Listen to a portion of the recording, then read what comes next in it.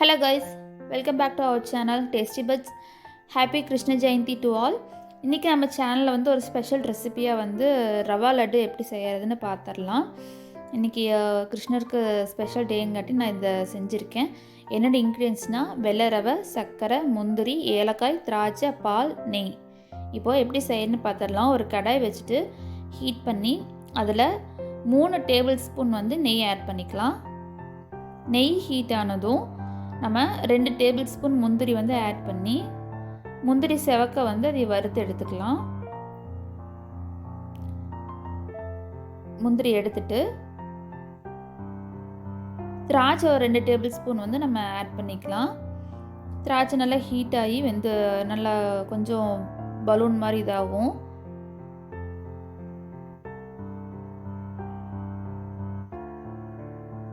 திராட்சை பொரிஞ்சதும் அதில் நம்ம தனியாக எடுத்து வச்சுக்கலாம்.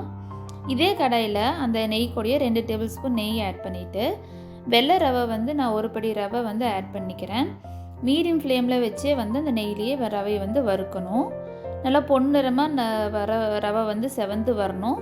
அதுக்கப்புறம் ஏலக்காய் ஒரு டேபிள் ஸ்பூன் ஆட் பண்ணி ஏலக்காய் தூள் ஆட் பண்ணி மிக்ஸ் பண்ணி விட்டுட்டு நான் ஒரு படி ரவைக்கு வந்து அரைப்படி சர்க்கரை வந்து பவுடராக வந்து ஆட் பண்ணிக்கிறேன். சர்க்கரையும் ரவையும் வந்து நல்லா மிக்ஸ் பண்ணி விடுங்க.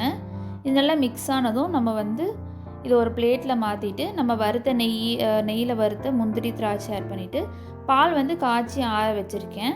அதை ஒரு டேபிள் ஸ்பூன் ஆட் பண்ணி கொஞ்சம் கொஞ்சமாக நம்ம வந்து பிசைஞ்சு சின்ன சின்ன உருண்டைகளாக வந்து ஆட் பண்ணிக்கலாம். பால் வந்து கொஞ்சம் வெதுவெதுப்பாக இருக்கணும், ஆறிடக்கூடாது ஃபுல்லாக. அந்த வெதுவெதுப்பான சூட்லேயே வந்து நம்ம உருண்டை பிடிச்சி வச்சா தான் வந்து நல்லா செட் ஆகி வரும். சின்ன சின்ன உருண்டைகளாக வந்து பிடிச்சி எடுத்துக்கலாம். இந்த ரெசிபி வந்து நம்ம கிட்ஸுக்கு ரொம்ப ஹெல்த்தி தான் கொடுக்கலாம்.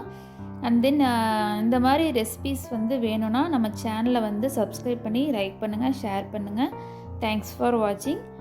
And then once again happy Krishna Jayanti to all.